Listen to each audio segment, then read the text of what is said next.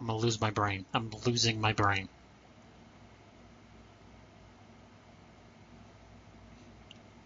Where'd it go? Where did what go? Skype. You crashed? No. I was about to say, should I try the alternate way, just send it to you by USB? That's so lame. Fine, do it. On the desktop, you'll see two things by date, MP3 1 and MP3 2. Alright.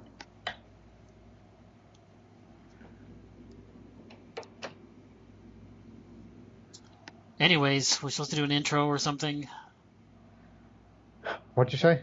Supposed to do an intro or something. Here's my intro. I fucking hate Skype. Ever since Microsoft bought it, it's been made 100 times worse. We need to use Discord. Look up how to use Discord. I've seen a lot of people telling me about Discord servers and whatnot, and you know about me being old-fashioned and behind the times. What the hell is Discord? I don't know. You look it up. I don't want to unless somebody explains me. I don't want to either. Hmm. Well, it seems we're at an impasse.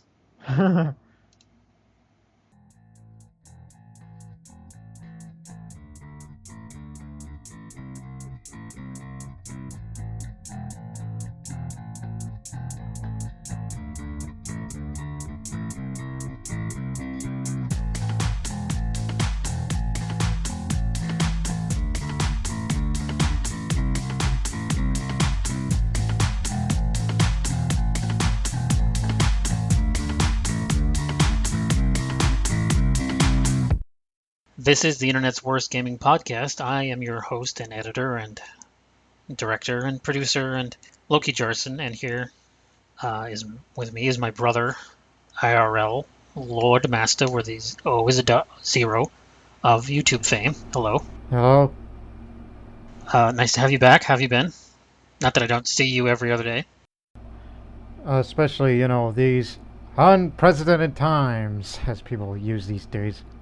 We're recording this during what would have been E3 week, so consider this our big E3 show. So, But instead of games of the future, we're going to talk about old-ass games of the past. one old ass and one slightly present, about a year off. A year ass. What have you been playing lately?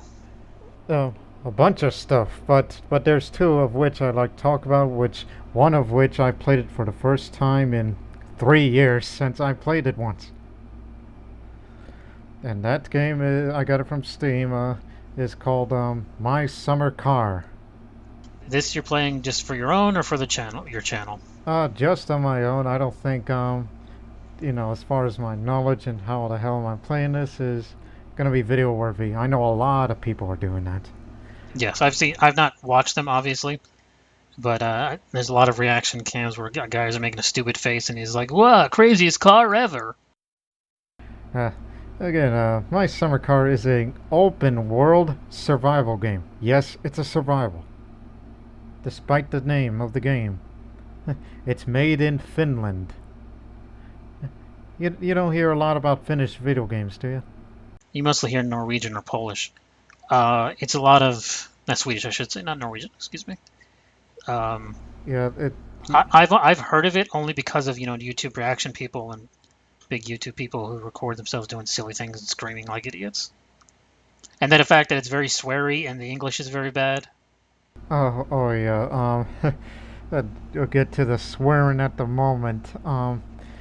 Again, that game's been around since 2016, and I got it at May of 2017, and did not play it again until last week. Why did you not play it for so long? Commitment to other games, like other PC games and all the other Xbox One games I do for videos for. Which again, I discovered My Summer Car through, even though I brought up his name once, way back in our first podcast, and that's Takonic, who's part of the Shakhtar group, those guys who play Arma. He did like 2 videos of My Summer Car because, Finnish memes and whatnot. That and Australian memes he likes to do.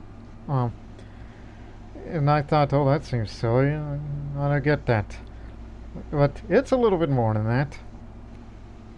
Like, what is the goal of the game? The real goal? I assume to get from Minsk to Poland. Oh no, it's set in rural Finland in the 1990s. So it's to get from city in Finland to other city in Finland? Haven't been into any big cities, and I just assume, based on my limited knowledge of Finland, since it was a hot topic for me 2 years ago, I just like to assume it's probably somewhere in Pohjanmaa or Ostrobotnia to us Westerners. Literally never heard of those. Yeah, I still remember a few Finnish name places rather than Swedish English sounding names that they given. And the goal to that is you gotta go assemble, restore, and upgrade your father's dilapidated Satsuma AMP if you know Finnish cars. Not off the top of my head. Yeah, not a Datsun 100A. Oh, it's a Datsun? Okay, well, that's a Japanese car. Oh, okay. It's just named different here, and it's part of the country. So if you just gotta go out, using the car parts that are scattered inside a garage, then you gotta purchase the new parts, as in go take your other car that your parents let you borrow. Not to mention they left a note on the refrigerator at the very beginning of the game, where they tell you it's like, hey, don't go out drinking, and we'll come back whenever we are bored. This seems like a joke game. Pretty much. And the survival part is you gotta take care of yourself, these sort of things, because not only you have thirst, hunger, stress, dirtiness, fatigue, and urine. This is a joke game? Yeah. And again, it's like if you want to get rid of the thirst, well, drink some damn beer, son, or coffee, which also reduces your stress. And another way to reduce stress is, smoke cigarettes, which I did once in my last playthrough. Are these just like in your dash console, or you have to go and find them? The what part? Your supplies. Are your cigarettes in your pockets and you look down to pick them up, or you have to pull over to a store? Oh no, it's not in your inventory. There is no inventory. You as a person.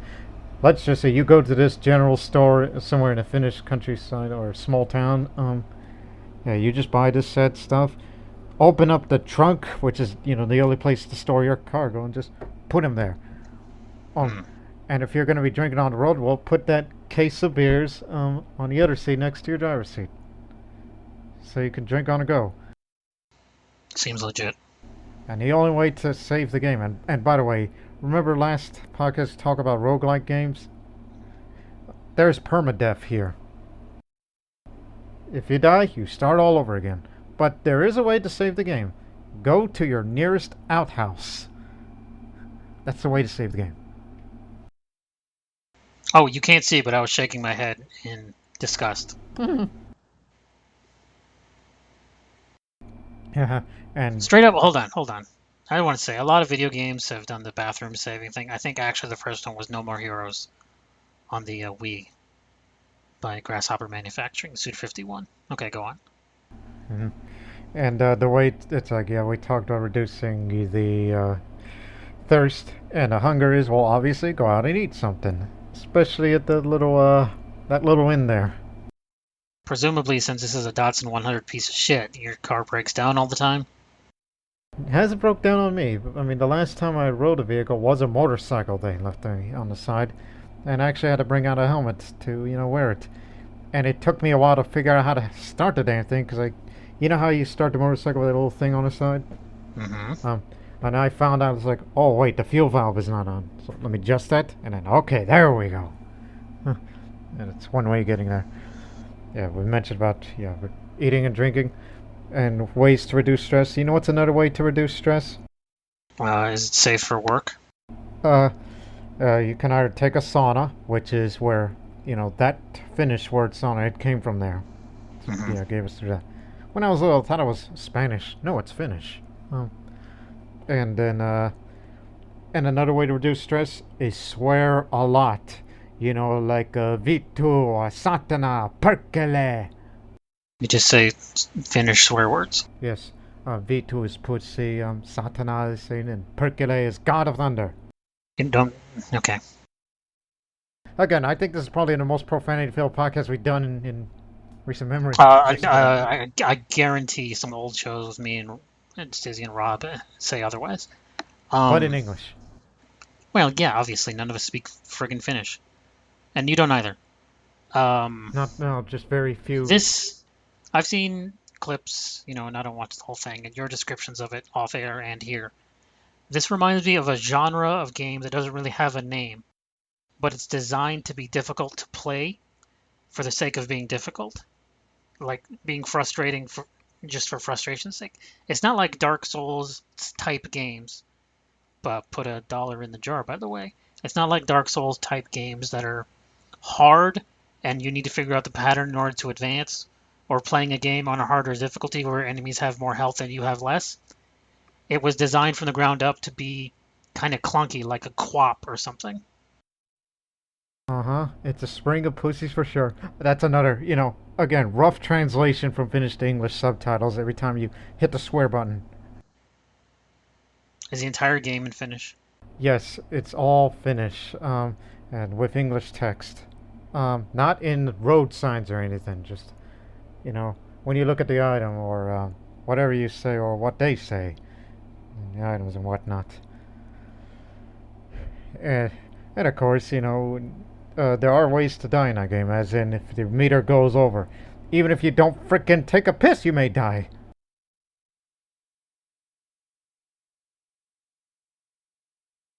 Yeah, that's a standard survival game, Thomas. They're all annoying as hell.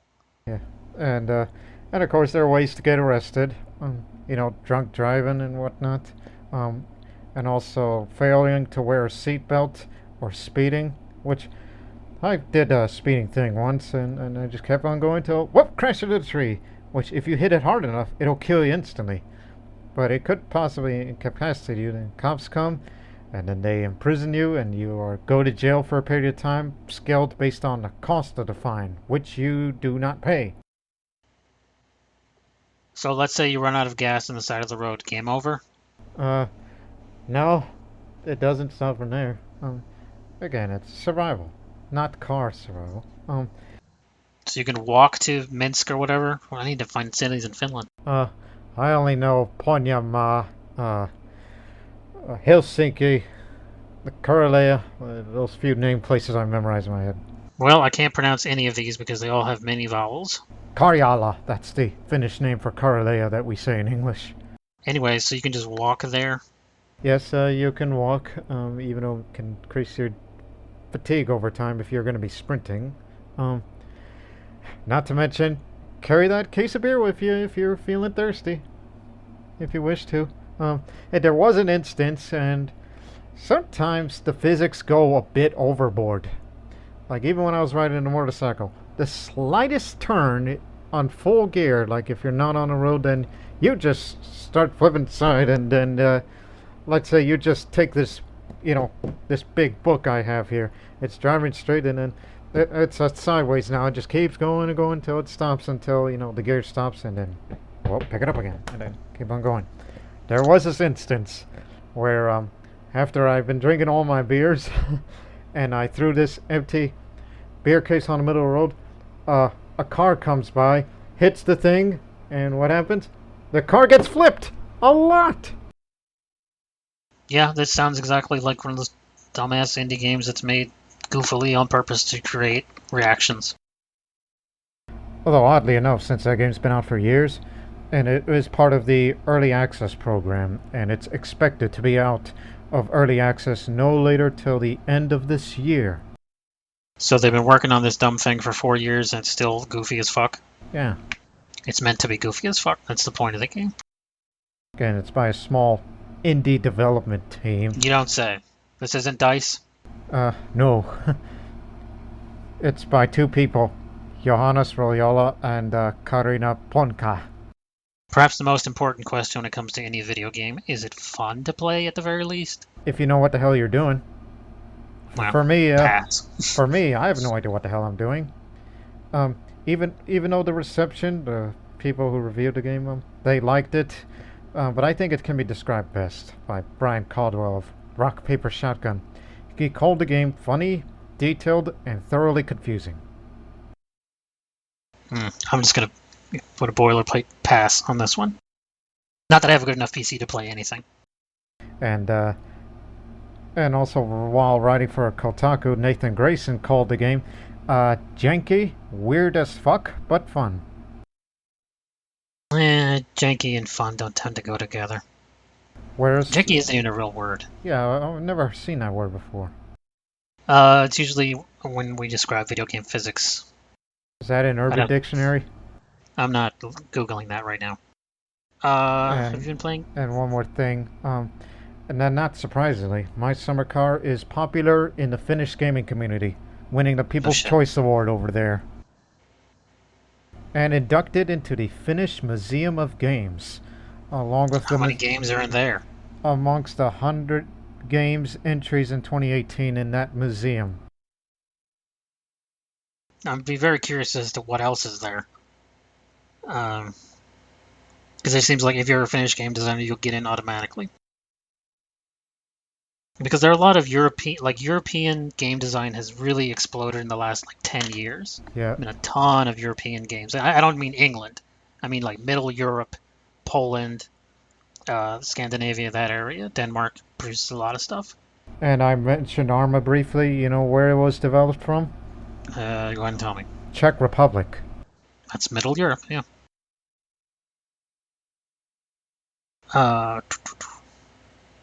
Speaking of Middle Europe, not Italy. Yeah, but not in the Middle Ages. Oh no. A new strategy game you've been playing, and you're going to make videos soon of. Yeah, it's from Paradox Interactive, the creators that brought you Crusader Kings 2 and Europa Universalis 4. And Stellaris, which I played all of an hour of. Which is kind of surprising, that it was on a console. A lot of their games are on console. And I don't think this next game that I will soon do a video series on is on console. I don't think so. Because you know how complex it is? But and you said that EU4 is on console? It is.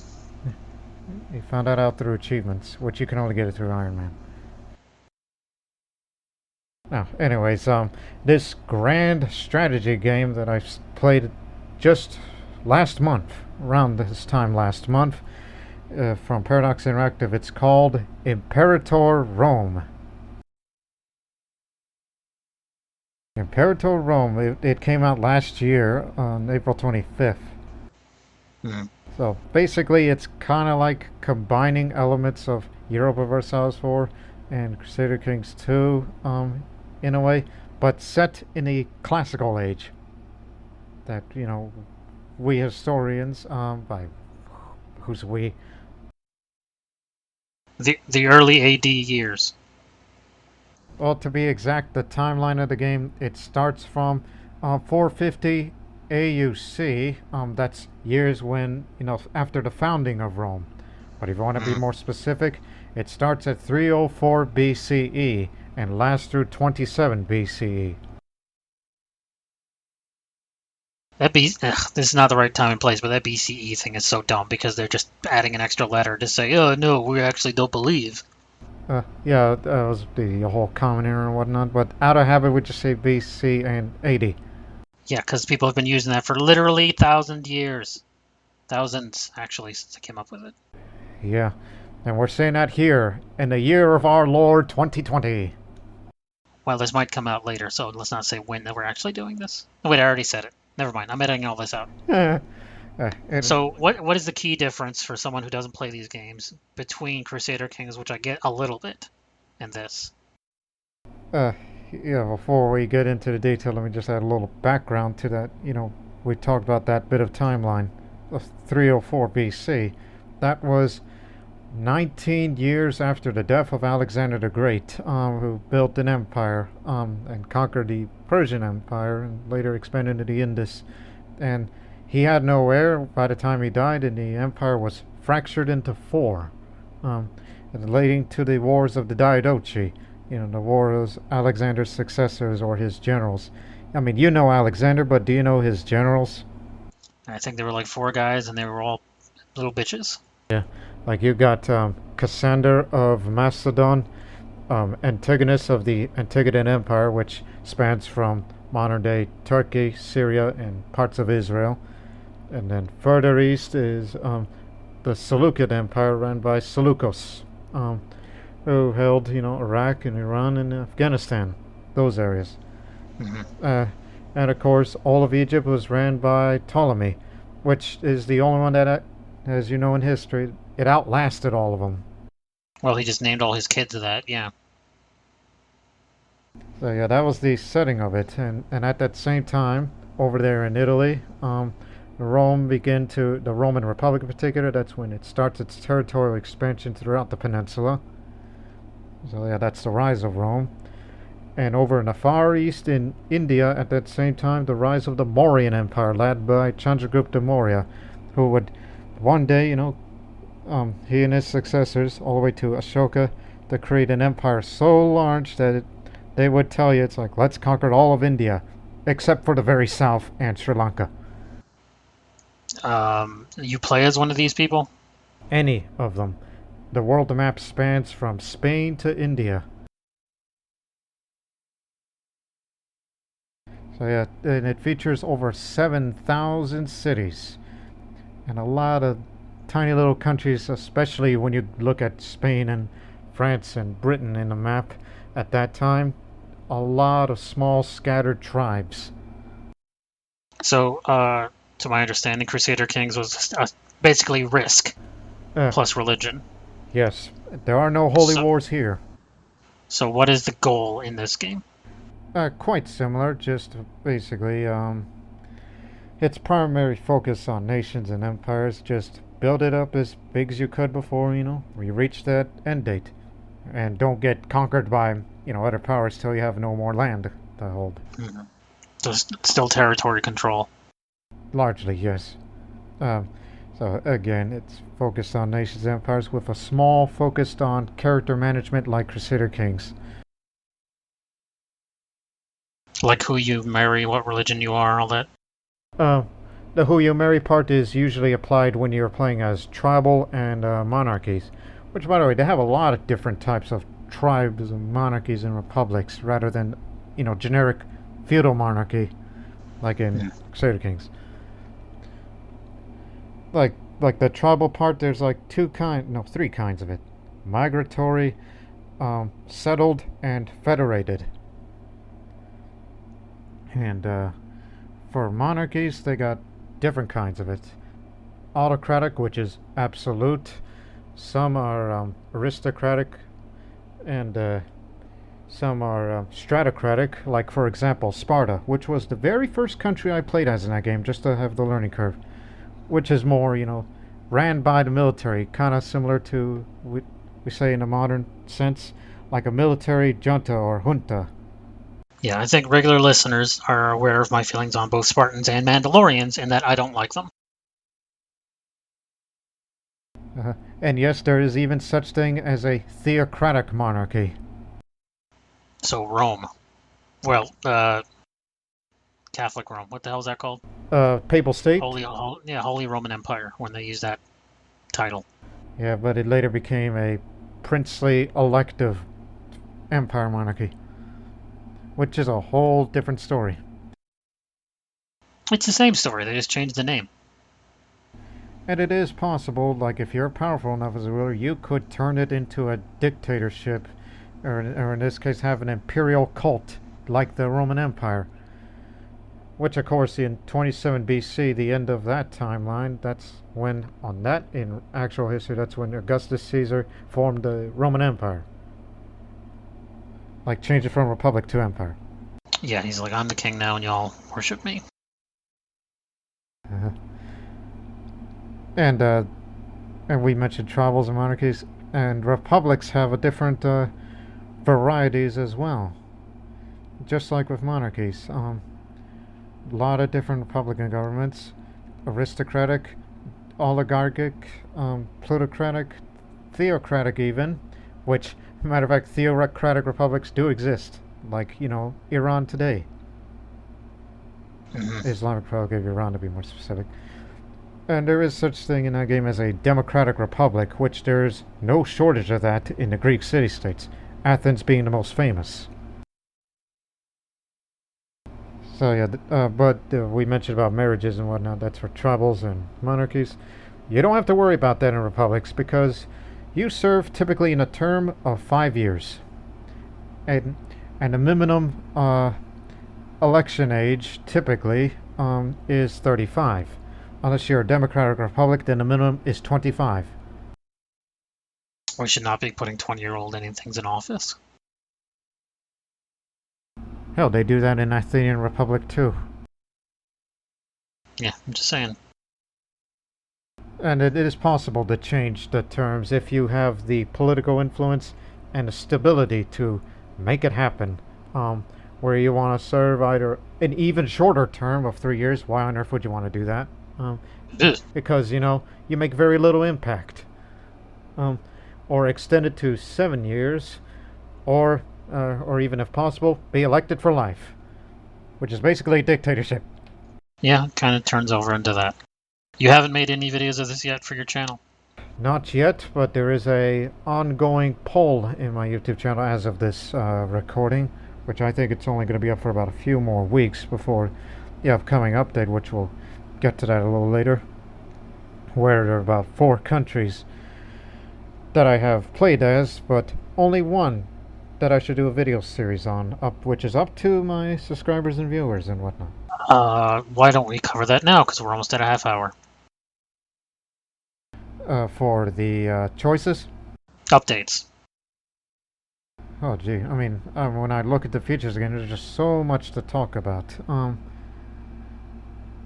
Such as, like, all these features, including, trade goods and loyalties, rebellions, barbarians, and provisional improvements, all that.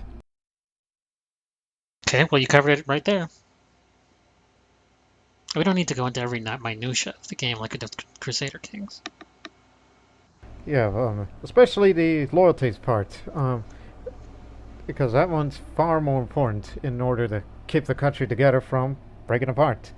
I mean, look what happened to Alexander's empire, and you don't want the same thing happen to you. Right. So that's why when you're tribal, you got to keep the clans together. In monarchy, got to keep the court together, as well as watch out for those who are supporting pretenders of the throne instead of your legitimate heir. And in republics, well, it's a little bit easier to manage, except you got to get the Senate in line and be more cooperative, because they have like 5 different factions in a republic, and each of the guy who is elected in that said republic represents that faction and possibly the majority of the Senate. Still, of which would be mostly divided anyhow, based on my experience. Mm-hmm. When you're tribal and monarchy, every decision you make, like, it's your decision. But if you're trying to make a decision in a republic, you got to get Senate approval. But you can bypass them if they're either approved or divided. And if you do, override the decision that they're divided on, then you get a bit of tyranny for that. Well, they're taking too long to make decisions. Yeah, I mean. So is there like lobbying where you can pay senators off to vote a certain way? Or influence them? Well. Yeah, I mean, party leaders do change over time, as time rolls on with that game, as with everything else. As well as friends, rivals that you have, and that applies to generals too. I had this one experience when I was playing as Sparta, which, by the way, Stratocratic monarchy. When we were at war with Athens, yes, it's the Peloponnesian War again, but set 100 years after it. Mm-hmm. Like we got 90% of their territory, and there's one more fort we ought to take. And then all of a sudden, one of my generals became disloyal, and when you have a disloyal character, especially a disloyal general running one of your armies, then it's out of your control. Like you as a player cannot control this army anymore. It's AI controlled now, and it goes wherever it wants.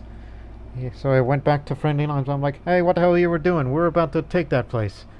and I had to check everything other than his disloyalty towards me, of course. Found out, oh yeah, food ran out for this particular army and it's going back to replenish. Okay, that's justified. And each of the appointed generals and admirals of the Navy, and yes, there is naval combat in the game. Um, each of these cohorts, units, if you will, it, like like over time, they do become loyal to the said general. And how to pay off the loyalties is to reward the veterans. And if you don't want to have a disloyal general, well, kiss up to him. Either bribe him or hold triumph. It would seem more like rotating generals out would be a better idea. Yeah, and if he's disloyal, well, you can't fire the guy. Sure you can. Unless you find someone better who's more superiorly skilled than him. Or unless you have the skill and appoint yourself to that particular army. Hmm. And we mentioned about unit types of cohorts other than light infantry, heavy infantry. They have a huge variety. And only barbarians and Indians use chariots. Because Romans, Greeks, Persians don't use them anymore because that's obsolete. And there's light and heavy cavalry. And there is such thing as war elephants, which you have to get them by trade through Carthage, North Africa, or through India, unless you're playing as either of them. And typically it's the war elephant that's the best unit out of all of them because of the amount of damage it can do. And very expensive to upkeep. Because, Yeah. gotta pay attention to the economy and the trade and whatnot to help with such income. So I assume, just like Crusader Kings, this game is mostly text. There's a lot of reading and occasionally a still picture. Yeah, just like that sometimes.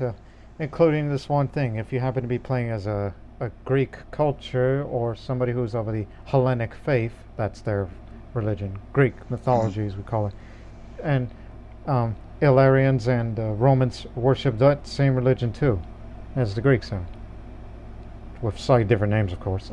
Anyways, including this one event that happens every 5 years, and that's the Olympic Games, which I did not know Olympic Games are held every 5 years rather than 4 today. I have no idea when they changed it over. But then again, they measured time differently because they were on a different calendar. And and in that particular Olympic Games, you can just send a guy over but every time I do that, never had a chance that we had our guy win the games. It's always somebody else, but it levels up my popularity. And the other thing, there's only like 3 games. It's running, wrestling, and maybe horse racing, maybe chariots. Of the ancient Olympic Games. I mean, what else is there? It's running and wrestling, and they're always naked. Yeah, people from all corners of the world go to the Olympic Games. I even had an instance that a guy who won first place came from Bactria, modern-day Afghanistan. Which I guess it doesn't matter, if you're worship gods or nuns. Just participate, and there you have it.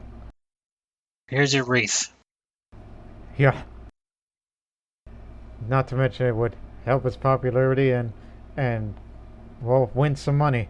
Which there's 2 kinds of money in that game. The state treasury and your personal wealth.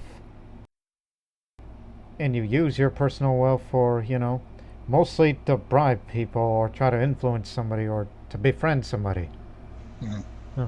And the state treasury is for whatever you're trying to build, whether if it's armies or buildings in your cities, as well as, trying to import trade goods from other countries to your area or your cities to either further increase your economy or happiness for your citizens, nobles, tribesmen, slaves even. Yeah, and freemen too, that will become eventually. Yeah, combat? Good. Yeah, one more thing that regards to, development in a country, and that includes the civilization value. Typically, it's the tribal areas that are the least civilized. The more developed countries has a higher civilization value. It's a bit jingoistic, but sure. Yeah, it actually determines that as And not to mention that people from other countries do immigrate. And what's the opposite of immigration? There's immigrate, which means to come in, and emigrate with an E, which means to leave. Yeah, and that happens too, especially when you're bordered with another country. That some of that may come in and some may go out. Like one time when I was playing as Sparta, very early on, it was 98%. I forgot what's the name of the ethnicity. Spartans a nationality, but the actual Greek ethnicity that they call themselves down there. That starts with an L. Laconic. Yes. Laconic. Yes, that's what they call themselves. They were 98% of that. And the other two, Jewish Hebrews. Because, business. Sure. And there is such thing as wrong culture, happiness, and whatnot. That's determined by actions as well. So it's possible to, have a mixed population with mixed religions, unless you want to have it all changed by building temples and theaters, so that way those foreigners can start speaking your language and worship your gods. It's a melting pot. Yes, especially if you're in Athens or in Rome, or even as far as Patliputra in India, which is basically the Rome of the East. So yeah, we pretty much talked about the regions, economy, trade, technology a little bit. So how do you take over lands? How do you fight? That's all determined by diplomacy with, alliances that you make and whatnot. But if you want to start a war, you got to have a casus belli. Is that what it is in Latin? Cause of war? Bella. A reason for fighting. Which is usually done by fabricating claims. Just use your political influence to make up a claim to say, hey, that land is yours. You spilled coffee on me, I want to fight. Yeah, sending an insult is another way to start a war. Because, back in those days, a single insult can start a war rather than say, hey, fuck you, and then you're just pass it off. Yeah, now it just starts internet wars. Yeah, rather than something physical. So, usually war is last resort. If you want to, do something about the foreign country. And you ought to be careful when you start wars. It all determines, the number of armies they have, due to what is their best general they have, who are their allies, odds. Mm. Like how many friends are they bringing versus how many friends you are bringing. That's the only way to turn the tide. It really is like Risk. I compare all these games to Risk because they're all basically the same, similar idea. There can be coalition wars too, in that game, which is pretty much a thing in later times. I mean, coalition wars aren't really a thing in medieval times, but in a classical and later eras, yeah, they were. You really would be. I say Risk, but it's a lot closer to a game which has the most generic title in the world, just called Diplomacy.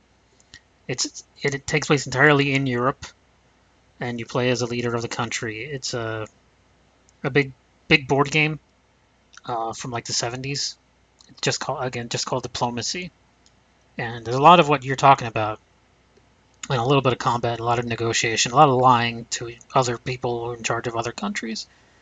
And it's gotten a resurgence in the last few years because of the COVID situation has kind of forced everyone to use alternative methods to play games. So they've created like a digital version of a lot of board games. So that's how I know. That's how I found out about Diplomacy, and I'm like, man, my brother would be really good at this game, and I would be really bad at it. And this what that I'm telling you how to describe this game is pretty much like it on the diplomacy side of things. Yeah, on the talking to people part of negotiation and shit. On the let's fight, not so much. Yeah, when war is like when you have no choice left, well then start a damn war, even though it's going to be usually costly. It depends on if you've got the number of units, if you've got the morale, if you've got the discipline. Do you have your best general with the best trait to turn the tide? Hmm. As well as the tactics that you pick out. It just depends on the units that you have in this particular army versus in that other army you have that has this amount of units. Like you gotta, say, your first army is where the elite units are. The heavy cavalry, heavy infantry, and that type. Your 501st. Yeah, and then you got this other second army, which is more of reservists with archers and light infantry. Yeah, and you gotta use the said tactics in that particular army to appeal to those units to have better effectiveness. So this is the part where you have a giant map of the world, well, Europe, and you're pushing those little men on horses with a big long stick, and they're pushing them forward. Yeah, that sort of thing. And not to mention, gotta have a supply train with you just to keep them supplied, not only for attrition but also food. Because, it's not, we mentioned about trade goods earlier. One of the things your cost trade is food. Not only for your populace, but also for army maintenance. If you're going to be going out on an expedition, if you can last that long, unless you occupy the territory so you can refill the food and reinforcements. It seems like there's no, like it's a bad idea to fight then, if you have to manage all this shit. Haha. Like there's, like it's always, as opposed to Crusader Kings, which is just practically go kill the guy and now it's yours. This Yeah. is like, try not to get in fights if you don't have to. Yes, and for expeditionary wars, I guess that's kind of ideal. Um, and speaking of expeditions, we mentioned land units, but we know there's naval warfare, and they have lots of different types of ship, about as many different types of ships as there are with land units. Okay, you don't need to name them all, please. Yeah, not just the triremes, but they just have more. Think of it as more rows on the ships, unless you're of a Greek culture where you could build the biggest goddamn ship in existence. I mean, you've seen a illustration of one once. Mm. I'm pretty sure there's one in Assassin's Creed Odyssey, actually. That is like 10 times bigger than your average trireme. The Octareme. Yeah, that ship's in that game too, though that type. Mm. That's only if you research the no, not necessarily research. I mean, other than ideas for technology and for your military economy, religion, whatnot. But also they have military traditions. Almost every country has its own traditions of sorts. Like Romans has one, Greeks have them, Persians too, Indians and whatnot. They have their own What, military traditions. what does that mean? What does that mean? Like they always use this kind of fighting? Um, yeah, to be more specific on military tradition types: barbarian, Greek, Indian, Italic, Levantine, Arabian, North African, Persian. They have their own different branches. Like like if you're going for naval, well then you just start going that side. If you're more infantry oriented, you go through that side. Paths, if you will. Hmm. Like we use the Greek one for example because that's most prominent. Despite the fact the name of the game is Imperator Rome, where it's in those times, and yet The Romans stole a lot of things from the Greeks. They just straight up did. like the path you can go to. Like, are you more like the Seleucids, or are you into Greek states, or an Antigonid path? Yeah, that sort of thing.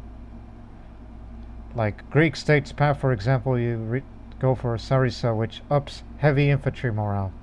If you're going Seleucid, you lower the heavy cavalry maintenance. You go Antigonid, and it's slightly more, naval oriented, along with light infantry and whatnot. Those kind of paths.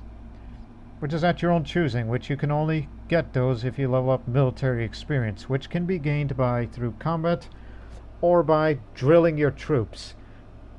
Which you drill the troops for war. Usually before you start war. Like if you plan on going to war, be sure to drill your troops. It levels up their experience. So that way when they go to combat, instead of coming in, like no skill, and less trained, if you will. Mm-hmm. And when they go to combat fully drilled, then they will take less damage and less losses. Because, they were ready for this shit. Sure, makes sense. Seems again like a lot more minutia that would annoy me, but it makes sense. What, training your troops for combat of what you're about to get into? Imagine if it's like the tutorial level of your average first-person shooter, but if that were years long. And It's like if training mode took 5 years, yeah, good. Then we go to war. yeah, that because we know how time passes. Before you said, okay, it's time to get ready for war. And not to mention, are you really willing to go to war? Is another question. Is it's not only it's like, yeah, you may have the best troops, best tactics, best generals, but can you really last a war?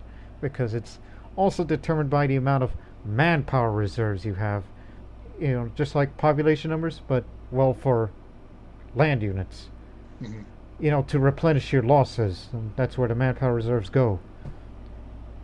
Like you could say, after a battle, you took like, oh, I don't know, 2,000 losses, and your units are not permanently gone, but they can be reinforced.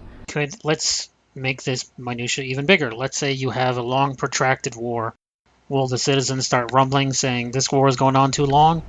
If you happen to be on the losing side and have your territories occupied, that's where monthly war exhaustion comes in. Hmm.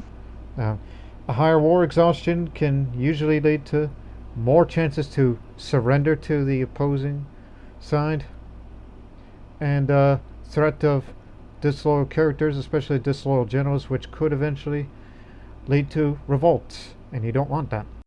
Hmm. So, and you wouldn't get war exhaustion if you are on a winning side and you got this momentum. Yeah, that makes sense. Sure.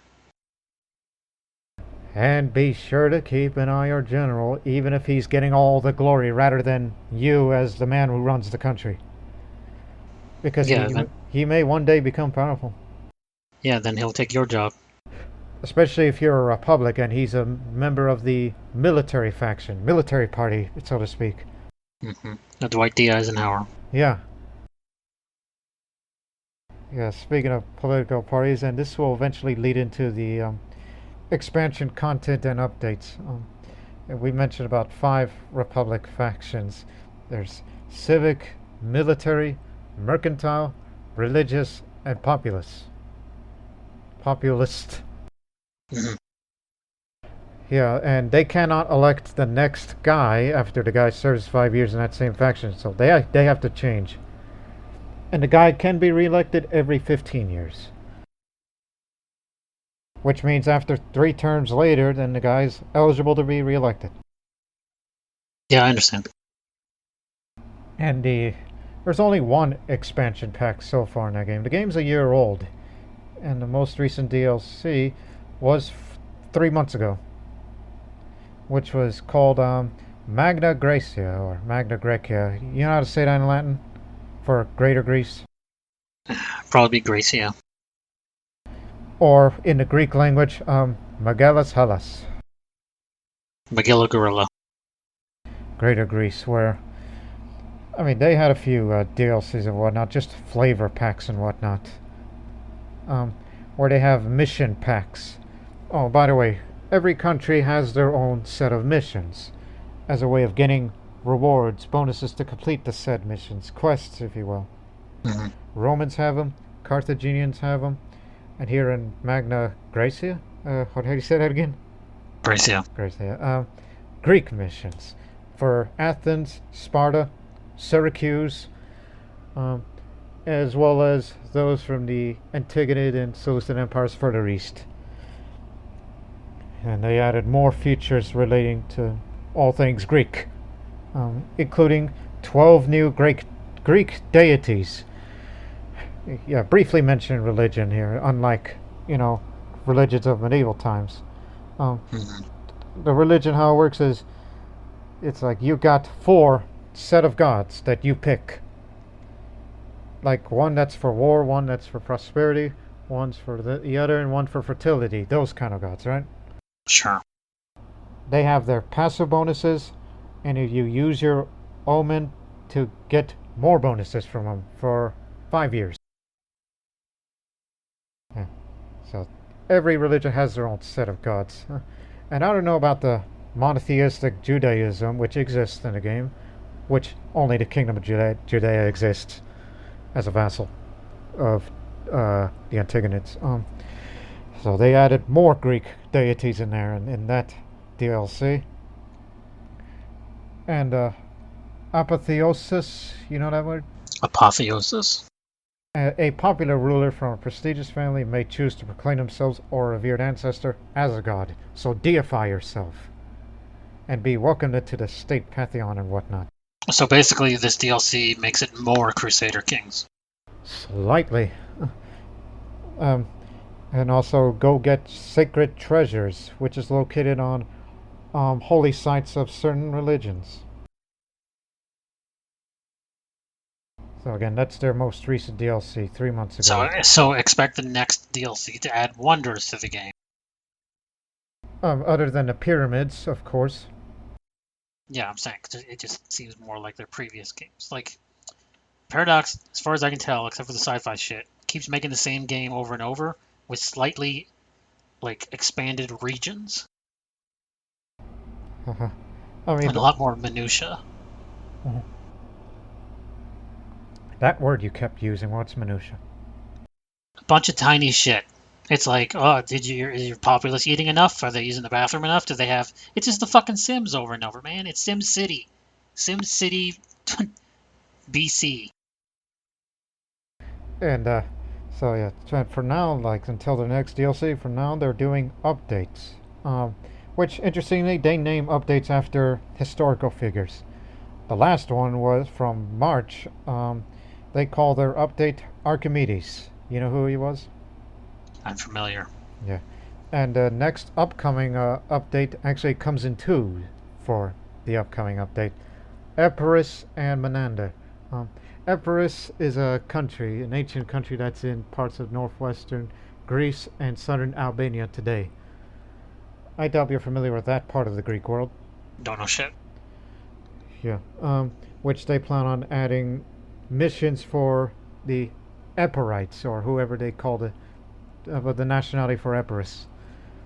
Where I saw on the developer diaries, that their set of missions, the mission tree, if you will, that they will have Epirus will be the hegemon of Greece one day, or go over to the southern Italian peninsula in Greater Greece to save them from Roman expansion, as well as proclaiming yourself to be indeed the descendants of Achilles, because Epirus, their royal family, claimed to be descendant of Achilles, which I remember hearing that when I watched the Alexander movie with Olympias kept saying that Alexander is, they say, your father is Zeus and you are of Achilles' royal blood.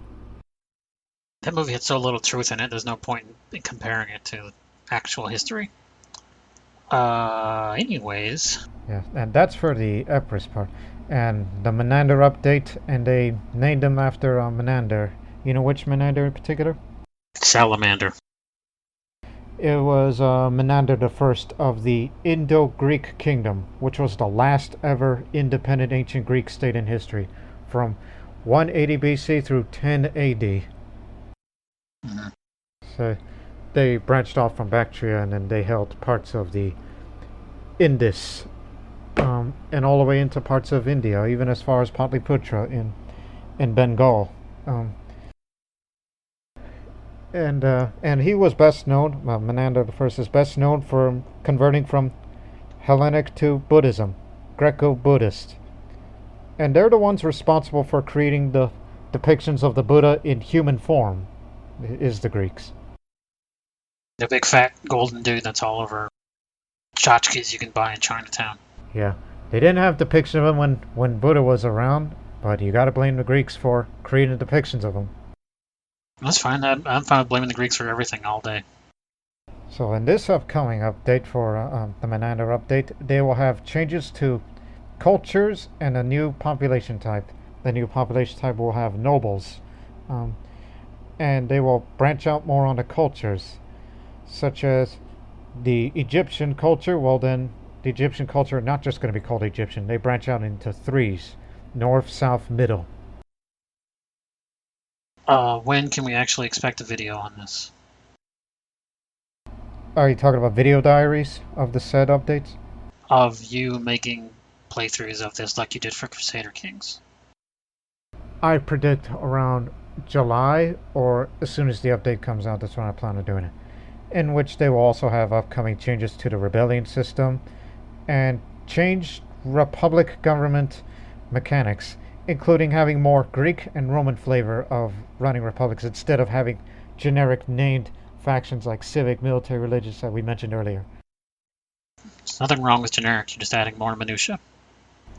And finally, cultural integration that they will also have, which is similar to what they did with EU4. Like when you expand your country and you have this part of the territory that's in foreign land, that's outside of your culture. Like, say, you're Greek and you've taken over. Well, let's just say use Bactria as an example. Bactria is ran by Greeks, but all the Bactrian people are not of you. And what do you do with them? You leave them as unaccepted, or you just accept them along with your culture. Basically, just coming together, be more syncretic. That sounds boring. You just rather be more, what's that word? Homogeneous or Homogeneous. homogeneous? You rather be that? I'd rather not play this kind of game. So yeah, that's what's upcoming for later this month, if not next month. All right. One last thing we got here. Oh yeah, and by the way, the poll for now, the country I'm expected to do a playthrough on will likely be Massalia, which is one of the westernmost ancient Greek colonies that's located in modern-day Marseille, France. That's what I'm expected to play as. So you're Greek French. Yeah, we're Greeks in a land full of what were, at that time, Gallic tribes. Imagine Greek hoplites fighting against Gallic barbarians. These pale people who paint themselves like the Celts. I understand what Gallic barbarians are. I get it. I saw Gladiator. That's all I got for Imperator Rome. Thank God. I'm gonna cut this bit out. Yeah. Thank the gods. No. A monotheistic society. The last thing I have here, because I had to take notes, because you took notes. Yeah, I got nothing else. That's all I have for me. The other day, you came to me, having exhausted a lot of your Xbox games, in terms of what you play regularly. And you said, you know what I just bought? I said, I have no idea. And you said, The Elder Scrolls Online. And I said, fuck. What's wrong? No, because that would mean I would have to play it. Because while you, years ago, played a lot of Oblivion, and you played a lot of Skyrim, Elder Scrolls Online, while taking place in those same places, is, one, not made by the same companies who made those, and two, a MMO, a massively multiplayer online RPG. So, I booted up my account because I have it on the Xbox, plus a bunch of DLC and shit. And it's like, all right, you make a guy, and you're like, okay, here's what your guy does. It's an RPG. You've seen RPGs before. You know what they do. You shoot magic. You hit him with a stick. You shoot a bow at him. And this is like the fifth time I've played Elder Scrolls Online, because I've done it before on the other PlayStation 4.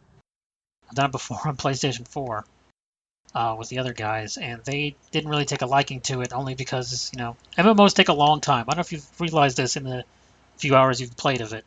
It takes a long time to get anything done. Well, thanks to me playing strategy games, I've developed a lot of patience and tolerance. As I've gotten older, I have determined that I have less and less patience every single year.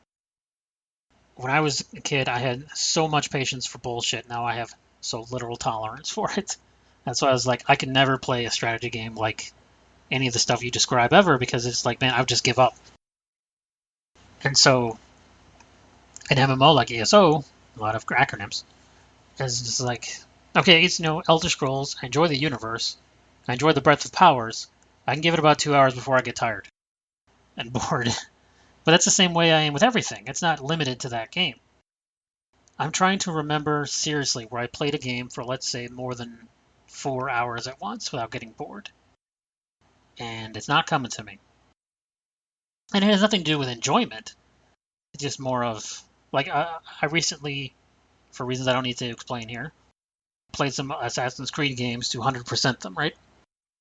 And in order to do that, there's a lot of grindy bits and going to certain places and shit that takes a long time. So it's like, okay, well, I'll do that for a couple hours. All right, I'm bored. I need to do something else. I cannot do the same thing over and over.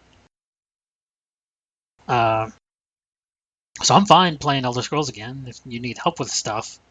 Even though we still can't figure out how to share a quest, and I never have figured that out, and I don't know what the hell you're supposed to do. Other than just follow and kill. I know, but like if you have to talk to an NPC or you have to solve a puzzle I can't see, it's like, well, you're fucked, buddy. I'll just stand here and beat up Dragor. Stand there and be a douche. Pretty much. There's a lot of that. If your average other player character at any given point is standing there. They're standing there waiting for someone else. They're standing there because they put the controller down. They're standing there looking at a menu. There's a lot of waiting around in MMOs.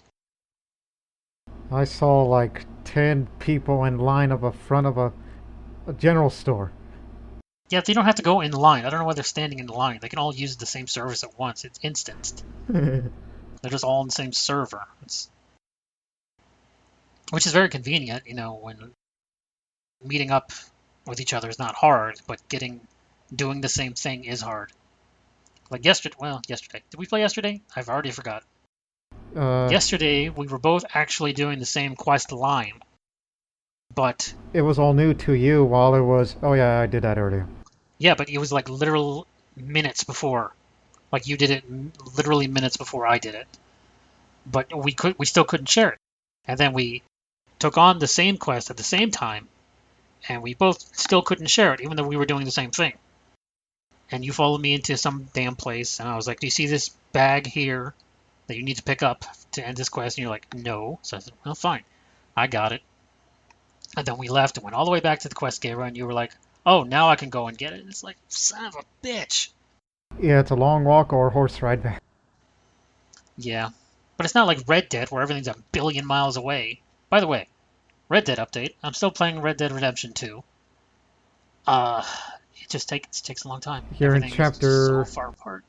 3. I'm dealing with a lot of lemon raiders. I'm fighting the Capulets and the Montagues, or putting them against each other, or working for both. I'm doing the wrong names on purpose because I know it pisses Tizzy off. That's why I'm doing it. Don't worry about me. You know about my tolerance. I don't have anything really negative to say about the game. It's not like God of War where I hate the characters and the story, but acknowledge that the fighting part is fun. I find the characters in Red Dead fascinating. There's good dialogue. There's good digital acting. You know, the story that they're telling, while a little strange at times, because it's like, how did you guys ever get anything done with Dutch Van Dalen as a leader is beyond me. And even the shooting, because it's Grand Theft Auto again, right? It's the same color system, it's the same weapon system, but it is the traversal of like, okay, I accept the mission. Okay, where's the next objective? 1 million fucking miles that way. It's like, oh man, I just wish the horses were as fast as cars. Like if you replace Which horse with horses are we talking? Red Dead horses or Elder Scrolls horses? either or, if you replace horse with car, almost all of my objections go away. I just like cars more. It's a bit like You just like automobiles in general. Let's use I that was as a general term. it's not even that. It's I was trying to explain this to Sizzy. Like both Bethesda software both makes the Fallout series and the Elder Scrolls series. I have a lot of fun in the Elder Scrolls universe, but if I'm pushed to it, I like Fallout more. And the key difference is guns. It is weaponry and technology. And to expand that out even further, the real difference is I prefer sci-fi over fantasy, Or which anything means from the classical era I I mentioned earlier. prefer the mechanical and the scientific over the mystical and the manual. So it's going to be, I'll take GTA over Red Dead. I will take Fallout over Elder Scrolls. I will take average sci-fi game over average fantasy game. I'll take Mass Effect over Dragon Age. Um, that's just because that's just who I am. I don't hate fantasy, but there's a lot of repeating elements in fantasy. Basically, all of modern fantasy is Tolkien in some strange form. And I know Tolkien stole a lot from Other myths throughout the world. Celtic and North. He stole a lot, I know. But everything basically is based off him. And not everything in sci-fi is based off Gene Roddenberry or even Heinlein or any of that shit. It goes in a lot of different places, a lot of interesting things you can do with it. With fantasy, it's like, okay, here's an elf, here's an orc, here's a different kind of elf, here's a cat man, and you hit a guy with a sword and you do magic. It's like, okay, fine.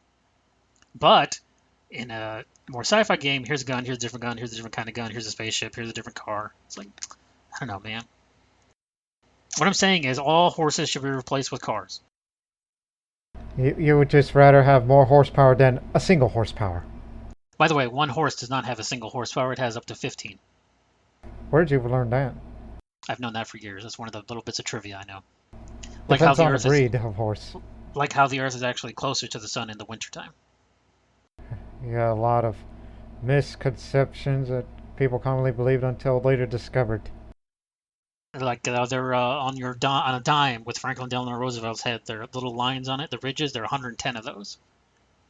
I just know random shit from my entire life of memorizing and learning random shit for no reason. In case I'm ever on a game show, I guess. We'll probably play Elder Scrolls Online again soon. Maybe you'll play it certainly before I do, now that you've figured out what you basically want to do. Yeah, I found my groove. Found my weapon of choice.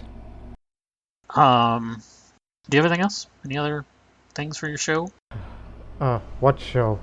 For your channel is what I meant to say. Oh, yes, for the future of my YouTube channel, ever since I wrapped up on the Solgadian series of Crusader Kings 2, and we mentioned the upcoming Imperator Rome series, which will likely be Massalia, which is again Greek name for Marseille, and as well as by the time this recording is released, A week. posted, yeah, around this time that's when I will do another Oregon Trail video and an Oregon Trail video, which I originally was supposed to do that in April. Then the pandemic came, and I thought too soon, and I Nobody's dying of zombieism out there. and I thought, well, fuck it, people are still dying and out there, so what the hell am I saying? Anyways, Have I become cynical? uh, these are precedented times. We're going to try this for a third time, and then you're just going to say thanks for having me. Well, thanks again for coming on the show with me, Thomas. Uh, yes, thank you. Thank you for your time. Be sure to plug in my channel. I'll put it all over the fucking place. YouTube.com/LordMaster, where the O is actually a 0, Yeah. and the ER is actually an A. And you find me literally everywhere on the internet as Loki Jarson. Thank you, goodbye, and good night.